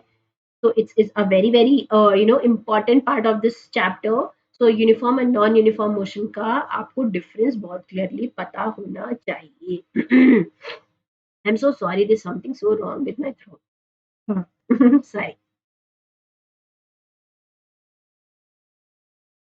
चलिए, तो आप कैसे बताते हो कि बॉडी एक यूनिफॉर्म मोशन में है, नॉन यूनिफॉर्म मोशन में है?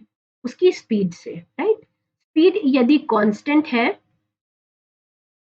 तो क्या बोलते हो, वो यूनिफॉर्म मोशन में है। स्पीड यदि चेंज हो रही है तो आप क्या कहते हो, it is an example of non uniform motion. आप इस पर्टिकुलर ग्राफ को देखते हो तो you can calculate the speed and tell, right? जब भी बच्चा अपन स्पीड की बात करते हैं तो आपको दो तीन चीजें ध्यान में रखनी है। टाइम इंटरवल, है ना, एक सबसे जरूरी चीज होती है कि हमें पता होना चाहिए हम किस टाइम इंटरवल की बात कर रहे हैं, और डिस्टेंस कितना कवर कर रहे हैं, राइट? आप सबको पता है स्पीड का फॉर्मूला क्या होता है, डिस्टेंस अपॉन टाइम।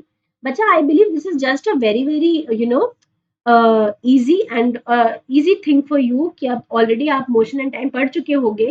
तो कई चीजें अगर आप मिस आउट कर रहे हो, कुछ कॉन्सेप्ट्स आपके क्लियर नहीं हो रहे हैं या नहीं हुए हैं, प्लीज बच्चों क्लास को जरूर ध्यान से देखो। ऑफ कोर्स इट हैपेंस कि आप अगर सेम चीज को एक से ज्यादा बार पढ़ते हो तो आपको नए आइडियाज मिलते हैं, है ना, and you tend to understand more about that particular topic. पढ़ चुके हैं तो भी दिक्कत नहीं है, वीडियो है, क्लास है, you know, and knowledge never goes waste. आप पढ़ते हो, प्रैक्टिस करते हो, तो क्या पता आप बेटर परफॉर्म कर जाओ अपने एग्जाम में, राइट? तो देखो टाइम इंटरवल की बात करते हैं, 0 से 1।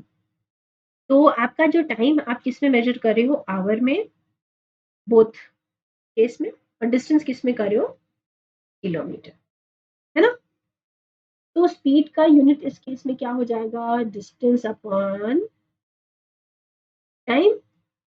हाँ जी, स्पीड किस में आपकी आ गई, किलोमीटर पर आवर। अब इसको आप ऐसे भी लिख सकते हो, किलोमीटर पर आवर -1। तो करते हो ना, 1/10 को आप कैसे लिख सकते हो, 10⁻⁻1। Same way you can write it. तो देखो 0 से 1 आवर के बीच का ये जो टाइम इंटरवल था, इसमें इस पर्टिकुलर कार ने डिस्टेंस कितना कवर किया, है ना? इसमें देखते हैं first, second, third and fourth. First में देखो स्पीड क्या रही, डिस्टेंस अपॉन टाइम, तो 10 किलोमीटर अपॉन 1 आर क्या हो जाएगी, 10 किलोमीटर पर आवर, है ना? अब सेकेंड में देखो डिस्टेंस कितना है, 10 किलोमीटर, टाइम कितना लगा, 1 आवर और 2 आवर के बीच में डिस्टेंस टाइम कितना है, 1 आवर। तो again 10 kilometre per our. Third में देखिए डिस्टेंस भी सेम है, टाइम भी सेम है, 10 किलोमीटर पर आवर। फोर्थ में देखो 3 - 4 आई मीन 4 - 3 1, तो 10/1, 1 2 3 एंड 4। तो चारों टाइम जब आपने चार टाइम इंटरवल में स्पीड कैलकुलेट की तो सब में स्पीड क्या आई, सेम आई। Now you can just simply say कि स्पीड कांस्टेंट है, ये सेम आ रही है, टाइम के साथ चेंज नहीं हो रहा है स्पीड में। तो we can conclusively say that this particular car is falling is under the state of uniform motion। अब नॉन यूनिफॉर्म मोशन के बारे में बात करते हैं, ओके? तो देखो बच्चा, 0 से 1 आर के बीच में कितना डिस्टेंस ट्रेवल कर लिया। बच्चों अक्सर ये होता है, आपको यूनिट्स या ये टाइम और डिस्टेंस क्लियरली लिखा हुआ मिल जाएगा आपके क्वेश्चन में, बट इन सम क्वेश्चन आपको लिखा हुआ नहीं मिलेगा, आपको ग्राफ में दे दिया जाएगा, तो आपको ग्राफ को पढ़ना आना चाहिए। एक एक्सिस पे आपको डिस्टेंस दिया जाएगा और एक एक्सिस पे टाइम दिया जाएगा, नॉट नेसेसरली कि एक्सिस सेम हो, वाई एक्सिस पे सिर्फ डिस्टेंस है या टाइम सिर्फ एक्स एक्सिस पे दिया जा रहा है, इट कुड बी एनीथिंग। कभी टाइम आपको एक्स एक्सिस पे दिया जाता है या टाइम कभी वाई पे है, you know, and accordingly it changes, but आपको दो पैरामीटर यहाँ पे हमेशा रहेंगे, डिस्टेंस और टाइम, राइट? तो देखो 0 to 1 आवर में क्या हो रहा है, कार कितने डिस्टेंस ट्रैवल कर रहा है, 20 किलोमीटर, है ना। तो 0 से 1 आवर के बीच में कितनी स्पीड हो गई, 20/1, 20 किलोमीटर पर आवर। अब देखो सेकेंड में, 2 - 1, इसमें टाइम कितना लगा, 1 आवर, डिस्टेंस कितना ट्रैवल किया, 5, तो 5 किलोमीटर पर आवर, है ना। थर्ड में देखिए, थर्ड टाइम इंटरवल में 3 to 1 में कितना इसमें टाइम लगा, 1 आवर, 5/1, 5 किलोमीटर पर आवर, है ना। अब देखो फोर्थ में क्या हो रहा है, 3 to 4 के बीच में आवर है 1, डिस्टेंस 10 है, टाइम क्या है, 1 आवर, तो it will be N example of, okay sorry देखिए इसमें स्पीड कितनी आई, 10 किलोमीटर पर आवर।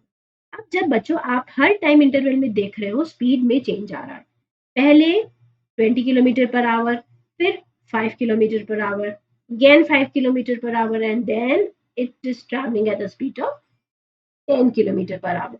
तो देखिए अलग अलग टाइम इंटरवल में स्पीड अलग अलग है, स्पीड यूनिफॉर्म नहीं है, स्पीड चेंज हो रही है, तो ऑफ नॉन यूनिफॉर्म मोशन।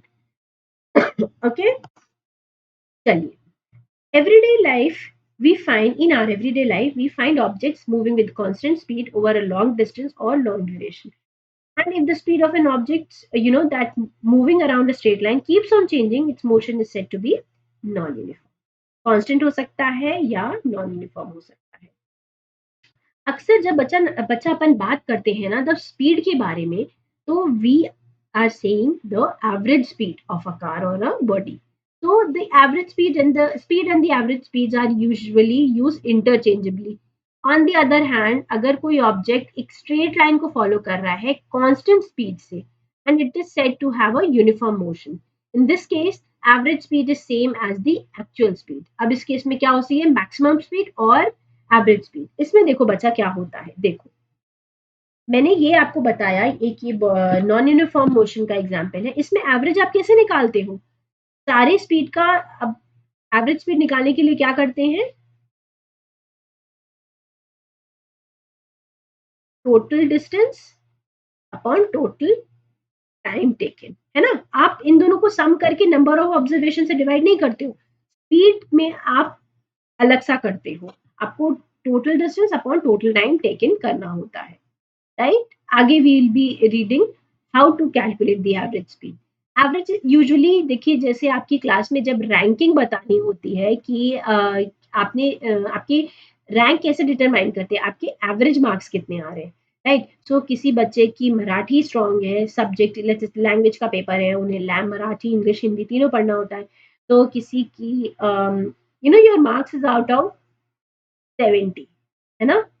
तो किसी को 70 में से 50 मिल रहे हैं, किसी को 60 मिल रहे हैं, फिर इंग्लिश में किसी के ज़्यादा, किसी को कम, हिंदी में किसी को कम ज़्यादा, सोशल साइंस में किसी को कम ज़्यादा, मैथ में किसी को कम ज़्यादा, साइंस में कम ज़्यादा।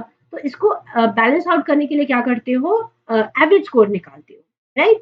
एवरेज निकालने के लिए आप बच्चों इसमें एवरेज कैसे कैलकुलेट करोगे, है ना। 50 plus 35 plus 40 plus 55 plus 65 plus 45. Sum total of the observation 1, 2, 3, 4, 5 and 6. आपके 6 सब्जेक्ट्स हैं, right. So sum total of the sum plus number of terms. चलो जल्दी से कैलकुलेट करते हैं कितना होता है ना।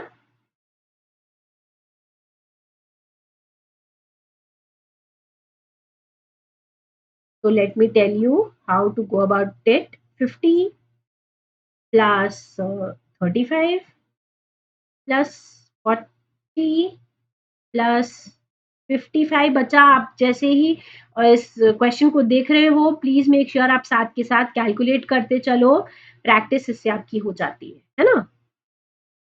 तो टोटल कितना आ रहा है यहाँ पे, सारे मार्क्स का टोटल हो रहा है 290, राइट। और इसमें नंबर ऑफ टर्म्स कितने हैं, कितने हैं भाई, 6। तो एवरेज मार्क्स कितने हो गए, 48.3। आई होप आप सबका भी सेम आंसर आ रहा होगा बच्चा। नहीं आ रहा है तो एक बार फिर से कैलकुलेट कर लीजिए, बहुत ज़्यादा ईज़ी क्वेश्चन है। ओके? एवरेज स्पीड को अपन अब जब समझते हैं तो एवरेज स्पीड कैसे निकालते हैं? एवरेज स्पीड निकालने के लिए आपको क्या चाहिए? देखिए, एवरेज स्पीड और जो डिफरेंट टाइम इंटरवल में स्पीड रहती है, अगर नॉन यूनिफॉर्म मोशन की अगर आप बात करते हो, तो वहाँ पे फ़र्क हो जाती है। देखिए, फर्स्ट में 20 किलोमीटर पर आवर, सेकंड में 5 किलोमीटर पर आवर आपने कैलकुलेट किया था, राइट? थर्ड इंटरवल में again 5 kilometre per our, fourth interval में 10 किलोमीटर पर आवर, है ना? तो देखिए, अलग-अलग टाइम इंटरवल में अलग-अलग स्पीड है। अगर आपको कोई कहे इसका एवरेज निकालना है, तो आप कैसे निकालोगे? रेगुलर जब बात करते हैं मीन निकालने के दैट इज़ एवरेज, तो आपको सम टोटल करके नंबर ऑफ ऑब्जर्वेशन से आपको डिवाइड करना है। चलो, वही फ़ॉर्मूला मैं यहाँ पे लगाती हूँ। 20 प्लस 5 प्लस 5 प्लस 10, है ना? तो क्या हो जाएगा? 20 प्लस 5 प्लस 5 प्लस 10, तो क्या हो गया? देखिए, टोटल हो गया 40 and we divided by 1, 2, 3 and 4, तो इसका क्या आ गया? 10 किलोमीटर पर आवर एवरेज, है ना? बट देन क्या आपको लगता है ये तरीका सही है? जब आप इस साथ के साथ आपके सामने एक फॉर्मूला दिया हुआ है एवरेज स्पीड का, तो क्या आपको लग रहा है मैंने जो आपके सामने सॉल्यूशन लाके दिया है, एवरेज स्पीड जो बताई है इस पर्टिकुलर कार की 10 किलोमीटर पर आवर, क्या आपको लगता है ये सही है? नहीं, ये सही तरीका नहीं है। एवरेज स्पीड को निकालने के लिए क्या करते हैं? Total distance upon total time taken. हालाँकि कुछ केस में एवरेज स्पीड दोनों तरह से सेम आ सकती है, right? It's just a matter of chance and it just depend upon the speed and the time, right? कि क्वांटिटीज़ क्या-क्या है, उनका सम टोटल कितना हो रहा है, आप उसको किससे डिवाइड कर रहे हो, तो just a matter of chance कि कभी आपका दोनों केस में सेम आंसर आए, but it is just that you are getting lucky कि आपने गलत तरह से कर लिया बट आंसर सही आ गया। एवरेज स्पीड को कैलकुलेट करने के लिए क्या करना होता है? टोटल डिस्टेंस को कैलकुलेट करना होता है और उसको टोटल टाइम से डिवाइड करना। इसमें टोटल टाइम कितना आ रहा है? 1, 2, 3 एंड 4, तो टोटल टाइम कितना है? 4। अब टोटल डिस्टेंस कितना है? तो चलो जल्दी से कैलकुलेट करते हैं। 20 प्लस 5 प्लस 5 प्लस 10, 40, राइट? तो इससे भी आंसर आपका 10 किलोमीटर पर आ रहा है। बट बच्चा, we are just lucky in this question कि आपने दोनों तरह से किया तो आपको सेम आ रहा है, बिकॉज देखिए यहाँ पे नंबर ऑफ ऑब्जर्वेशन 4 है और सम टोटल भी 4 आ रहा है ना? यहाँ पे जैसे कि चलो टाइम इंटरवल मैं चेंज कर दूं, यहाँ से 2 कर दूं, है ना? शुरू के 2 घंटे 20 किलोमीटर, बाद के ये देखिए ये आवर्स आपने कर दिए, है ना? तो अब देखो इस केस में नंबर ऑफ ऑब्जर्वेशन तो सेम है, लेकिन टोटल टाइम कितना है? तो अभी टोटल टाइम क्या हो जाएगा? डिस्टेंस सेम कर दिया, टोटल टाइम हो गया 2 plus 1 plus 1 plus 1, right? Sorry, अगर आपको यहाँ पे मेरे फेस के कारण नजर नहीं आ रहा होगा तो I am just going to put it up here. 40 divided by 5, है ना? तो कितना होगा? 8। आपको प्लीज याद रखना है, आपको टोटल डिस्टेंस को टोटल टाइम से डिवाइड करना है, यहाँ पे नंबर ऑफ ऑब्जर्वेशन का सीन नहीं होता है। डन? चलिए, एक बहुत इंटरेस्टिंग और हिस्टोरिकल डिवाइस होता है जिसको अपन बोलते हैं सन डायल। पुराने टाइम में, now we are living in such an advance stage जहाँ पे we are having smart watches, right? Clocks are there और you can simply just see the time और एग्जैक्ट टाइम आपको पता चल जाता है। But in the olden times, since we were जब यहाँ पे वॉचेस और क्लॉक डिस्कवर नहीं हुए थे, तो सन डायल के मेजर से लेंथ बताई जाती थी डे की एंड टाइम को एस्टिमेट किया जाता था, राइट? कैसे होता था? सी, शैडो जैसे जैसे बनती थी उस हिसाब से टाइम को बताया जाता था, right? So sundial was an ancient device used to measure length of the day, and since जैसे जैसे सन स्काई में मूव करता है, शैडो चेंज करती है in both direction and length, so a simple sundial was used to measure length of a day. अब time को आप कैसे मेजर करते हो, राइट? अगर आप अपनी विंडो से बाहर देखते हो तो you can just simply look outside and you can just say कि ठीक है we're having a lot of light, the sky is blue and clear. So see, first case में आप क्या कहते हो कि okay, this is morning. और जैसे जब सन सेट हो रहा है you will look out of the window, you can say it's evening, है ना? आपने कोई चीज कैलकुलेट नहीं की, कोई चीज मेजर नहीं की, बस सिर्फ ऑब्जर्व करके बताया. यू आर सेइंग मॉर्निंग है और इवनिंग है. अब ये मॉर्निंग का क्या हो सकता है? 8 AM भी हो सकता है, 8:30 AM भी हो सकता है और 8:15 AM भी हो सकता है ना? मॉर्निंग तो हो गई, एग्जैक्ट टाइम थोड़ी ना आप देख के बता सकते हो, सिर्फ ऑब्जर्व करके. सेम वे, अब ये इवनिंग का टाइम है, it could B 5 PM, it could B 6 PM also, right? So exact आप कैसे बताते हो? एग्जैक्ट के लिए आपको वॉच की जरूरत पड़ती है ना? सिर्फ ऑब्जर्वेशन से काम नहीं चलता है. एग्जैक्ट करने के लिए क्या होता है? मेजर किया जाता है. How do we measure time? In interval of a month, in a day. Day के हिसाब से भी आप मेजर करते हो टाइम को. Our ancestors noted that many events in nature repeat themselves after a different intervals of time, definite intervals of time. The sun rises every day in the morning, and the time between one sunrise and the next day was called a day. Of course, it is called the same till now, but previously इस तरह से measure किया जाता. एक revolution किसके बराबर होता है? You know, revolution of Earth around the sun is 365 days, right? That equates to 1 year. Up now you can see the we have motion of moon around sun, we have motion of earth around sun. So कैसे कैसे एक phenomena repeat कर रहा है, कितने time के बाद repeat कर रहा है, सो हम उसको उसका टाइम उस हिसाब से बताते हैं. तो टाइम का oh oh oh I am sorry, okay sorry. तो टाइम को आप डिफाइन कैसे करते हो? तो time can be defined as a measured or a measurable period during which an event has, है ना, an action, process or condition exist or continues. कितनी देर तक, है ना? यूनिट क्या होती है टाइम की? आवर, मिनट्स या सेकंड. कि कितनी देर तक एक कार मूव कर रही है, कितनी देर तक कोई इंसान सो रहा है, कितनी देर तक इंसान रन कर रहा है या कोई बॉडी मूव कर रही है. सो कोई जो एक मेजरेबल पीरियड होता है जब तक कोई एक्शन, प्रोसेस या कंडीशन एग्जिस्ट करती है या कंटिन्यू करती है. Okay. So the smallest time interval that can be measured with commonly available clocks and watches is 1 second. However, abhi to we are having very special clocks that are available. They can measure time intervals smaller than a second. Some of these clocks can measure time intervals as small as 1 millionth or even 1 billionth of a second. Right? You might have heard terms like microsecond and nanoseconds. 1 microsecond is 1 millionth of a second. 1 nanosecond is 1 billionth of a second. Clocks that measure such small time intervals are used for scientific research, right? Laboratories में use किए जाते हैं. The time, measuring devices used in sports can measure time intervals that are 1/10 or 1/100th of a second. तो इसका example क्या होता है? Stopwatch, है ना? So the other hand, times of historical events are stated in terms of century or millennium. आप ऐसे थोड़ी ना कहते हो कि आज से इतने आवर्स पहले एक राजा हुआ करते थे या आज से इतने मिनट्स पहले राजा हुआ करते थे, because we are talking about a big length of time. तो what we say years back, right? तो आपको मेजर क्या करना है उसके बेसिस पे क्वांटिफाई कैसे करते हो. आपकी ज्यादा क्वांटिटी मेजर करनी होती है तो यूनिट भी ज्यादा आप यूज करते हो, right? On the other hand, time of historical events are stated in terms of centuries and millenniums. चलो, आपको अगेन मैं छोटा सा एग्जांपल देती हूँ कि गोल्ड की एग्जांपल देखो.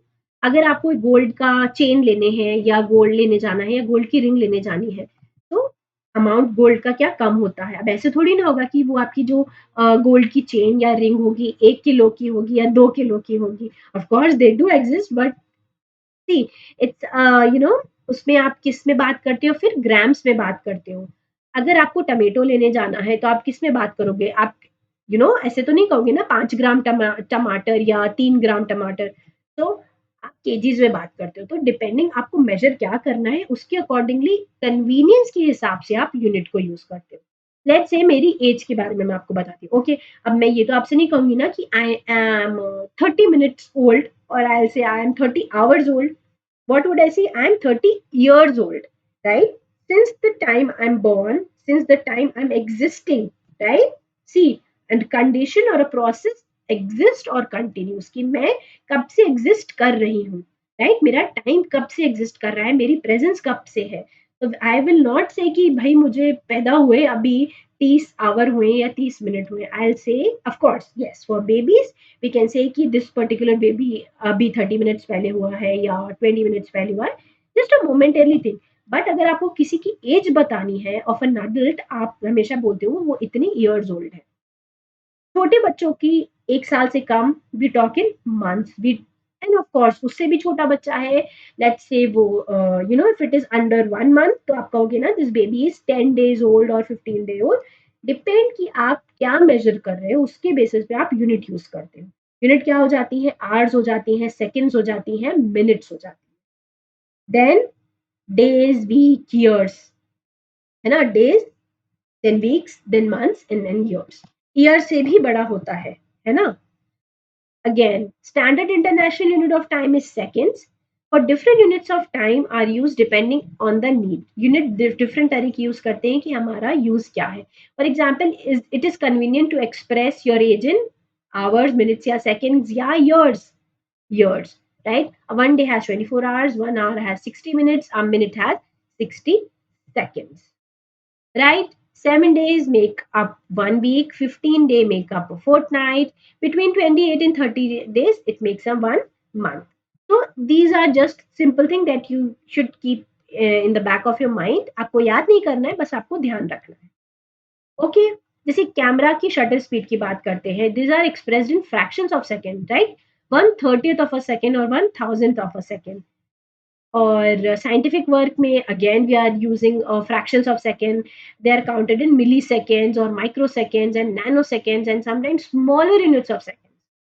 ओके जी, चलिए. स्पीड आपको पता है, आप स्पीड को देखते कैसे हो? देख के तो आप you can just say if it is fast और स्लो, बट आप एक्चुअली में किसी मेजरिंग डिवाइस के थ्रू स्पीड को देख पाते हो. आपकी व्हीकल्स में, स्कूटर्स में, मोटरसाइकिल पे आप you see a meter, right? So the meter that is on the top of that vehicle, it tells the speed.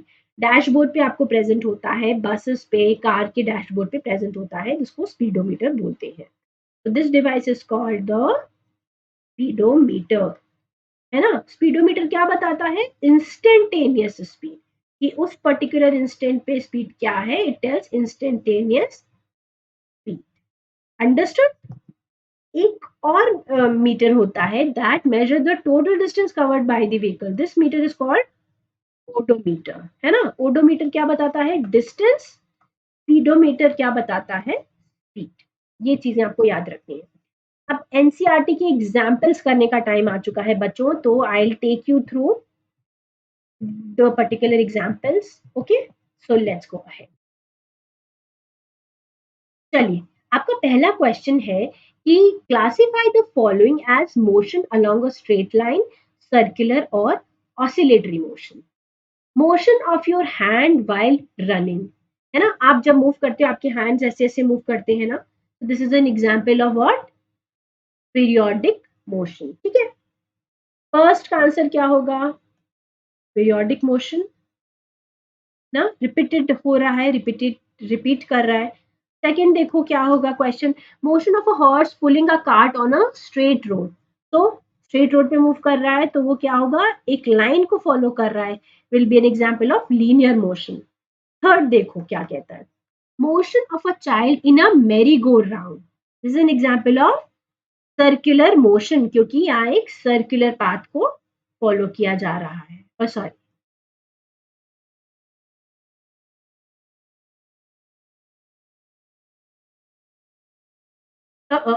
Okay. अरे, पेन इज नॉट वर्किंग. या, तो देखिए मेरी गो राउंड में इस तरह का आपने देखा था, एक सर्किल के अराउंड जो लोग उस राइड पे होते हैं, एक सर्किल के अराउंड मूव करते हैं. So this is example of circular motion. Okay. Motion of a hammer of an electric bell. Yes बच्चा, this is an example of, let okay. Fourth one is motion of a child on a seesaw. Seesaw वाले में क्या होता है? Repeat होता है एक certain time interval के बाद. when A moves up, B goes down, B goes down, A moves up. तो वो एक to and fro motion होता है, एक टाइम इंटरवल के बाद रिपीट होता है. So this is an example of periodic motion. Okay, motion of a hammer on an electric bell. Again, this is an example of periodic motion because यहाँ पे motion repeat होता है after a certain period of.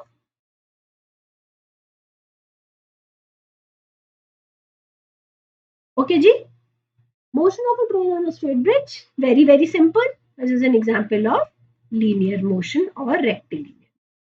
I hope ये वाला question आप कर पाएंगे, बहुत इजी है.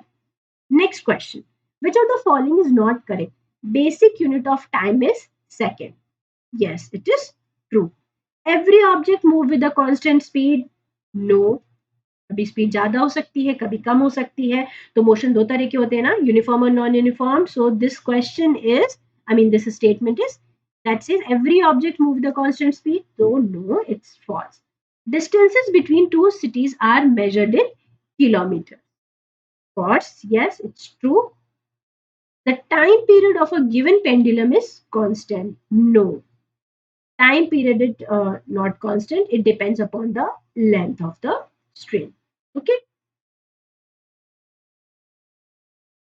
तो टाइम पीरियड का एक फॉर्मूला होता है ना, 2π√L/g.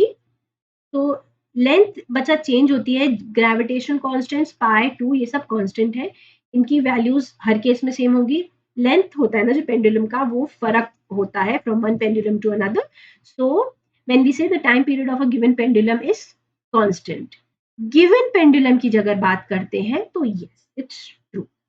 टाइम पीरियड एक पेंडुलम का कांस्टेंट होता है, मतलब एक कंडीशन कि उसकी स्ट्रिंग की लेंथ में कोई चेंज नहीं आ रहा है. The speed of the train is expressed in metre per hour. No, it's false.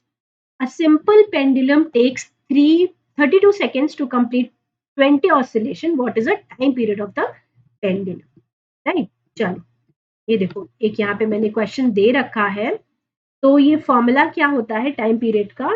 Total time upon total oscillation, है ना. तो 32 सेकेंड्स अपॉन 20 तो कितना हो जाएगा? 1.6 सेकेंड, है ना. Very simple. नेक्स्ट क्वेश्चन देखो. The distance between two stations is 240 kilometer. A train takes 4 hours to cover this distance. Calculate the speed. अब स्पीड को कैलकुलेट करना बहुत इजी है ना. देखो मैंने ये क्वेश्चन यहाँ पे जरूर रखा होगा. You can just yes. Okay, no no no no no. चलो यहाँ पे मैं आपको बताती हूँ कि डिस्टेंस कितना था ट्रेन ने कवर किया. 240, है ना.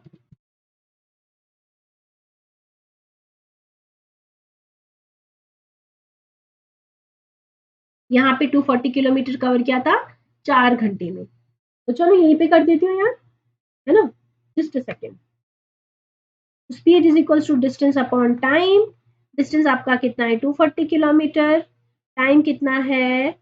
4 आवर्स. बच्चों प्लीज मेक श्योर जब भी आप न्यूमेरिकल्स करो यूनिट जरूर रखो. अगर आप यूनिट नहीं यहाँ पे रखोगे तो आप गलती कर सकते हो. किलोमीटर पर सेकंड कर दोगे, मीटर पर आवर कर दोगे, कुछ कर दोगे.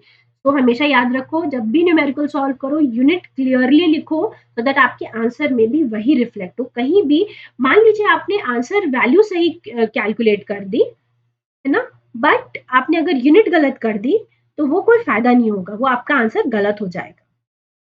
तो 240 डिवाइडेड बाय 4, तो कितनी आ जाएगी speed? 60 kilometre per our. Keyword, एक छोटा सा tip, keep units intact in your numericals. Okay, भूलना नहीं है. चलो ये क्वेश्चन हो गया, ये क्वेश्चन हो गया. दो न्यूमेरिकल्स आपके और रहते हैं. एक ग्राफ बनाना रहता है. Which of the following relation is correct? Basic unit of speed. Numericals बाद में करते हैं, एमसीक्यूज जल्दी जल्दी करते हैं. Basic unit of speed is kilometre per minute, kilometre per hour, metre per minute, metre per second.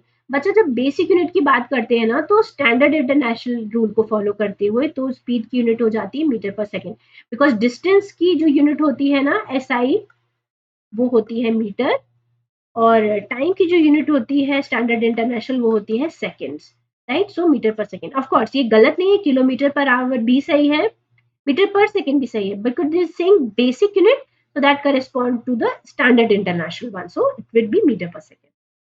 Okay, a car moves with a speed of 40 kilometers for 15 minutes and then with a speed of 60 kilometers for the next 15 minutes.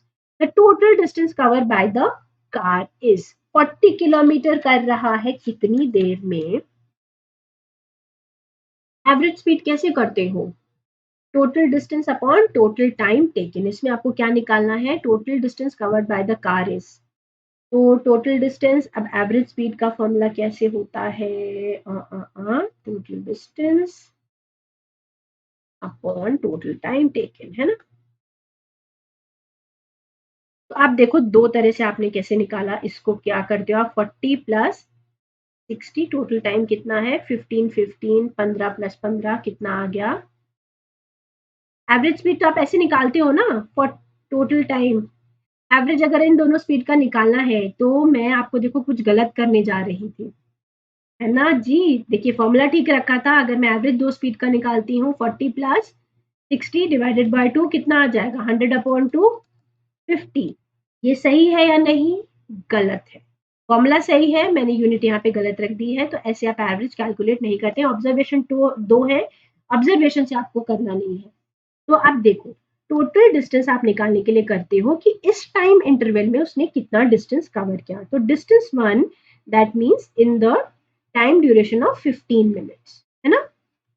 तो distance कैसे आप निकालोगे? Speed into time. Speed कितनी है? 40 है, और time कितना लिखा है यहाँ पे? 15 मिनट्स। अभी आप इसको क्या करते हो? आवर्स में कन्वर्ट करते हो, तो क्या करते हो? 15 डिवाइडेड बाय 60, ये कैलकुलेट हुआ, और this is how it goes. तो कितना आ रहा है? 1/4, है ना?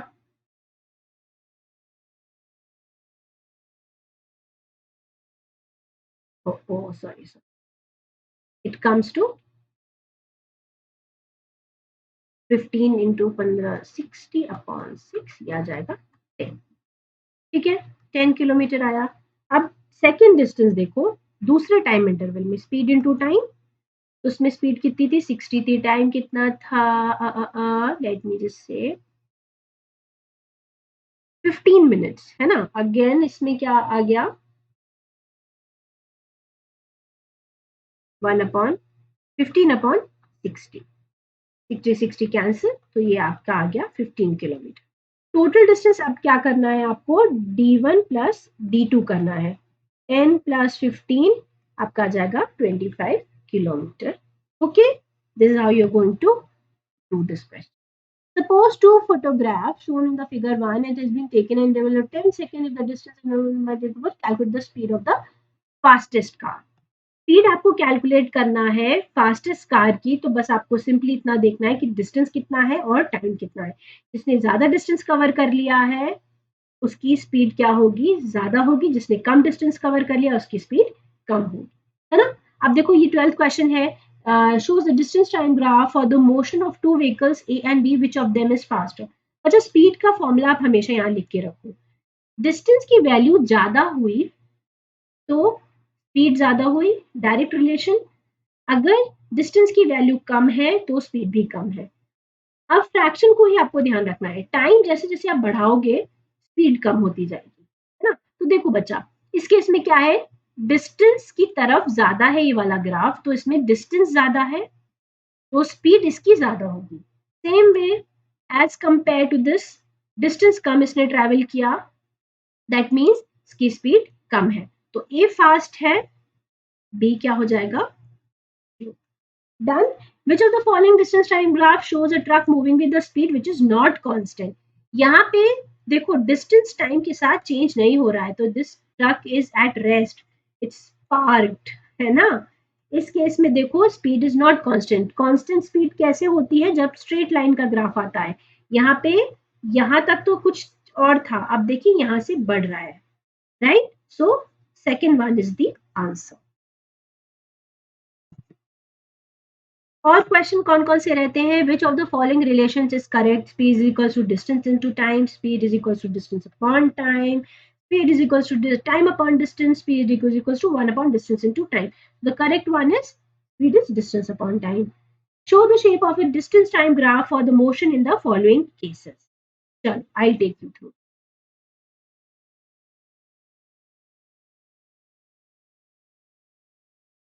ये आप कर चुके हो ऑलरेडी, ग्राफ से आपको पढ़ना आ चुका है ना?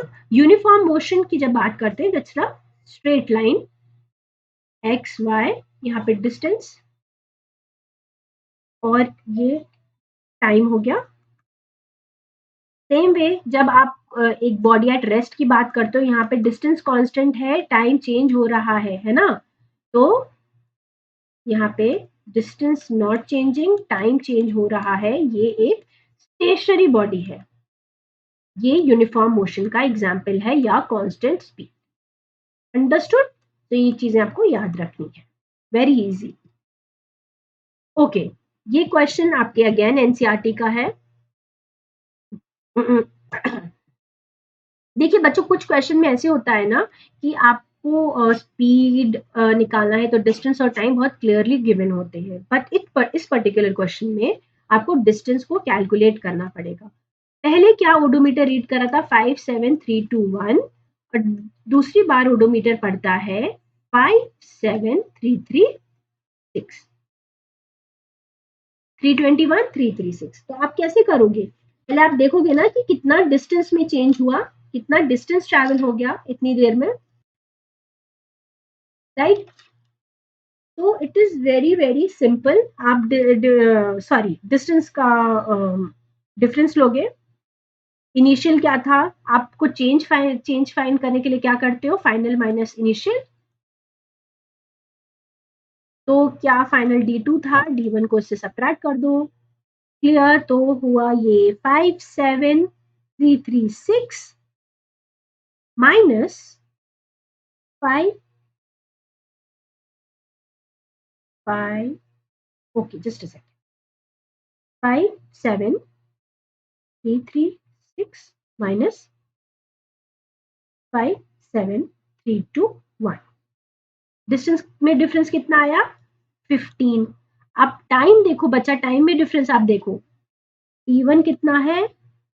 830 है, T2 कितना है? 850 है। तो टाइम के बीच में डिफरेंस निकालने के लिए आप क्या करते हो? T2 माइनस T1, तो 8.5 माइनस 8.30, 20 मिनट्स आ गया। अब 20 मिनट्स आया, ये आपको याद रखना है, ये मिनट्स आए हैं, है ना?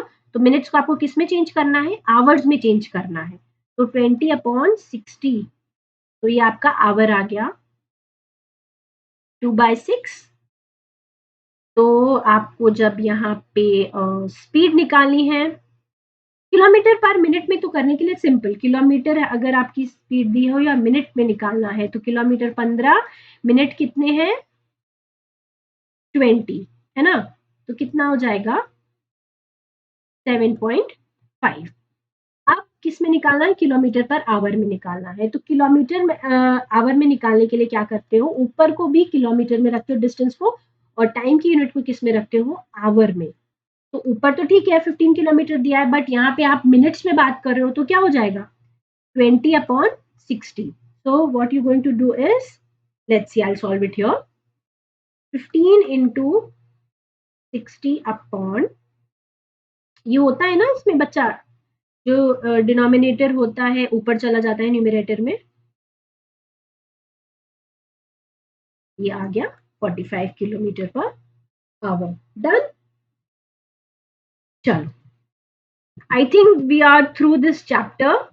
एंड बच्चा प्लीज मेक श्योर आप जरूर इस सेशन को देखिए। आई होप आपके एनसीईआरटी के सारे क्वेश्चन सॉल्व हो चुके हैं, and I wish you all the very best. Bye bye, take care, stay tuned.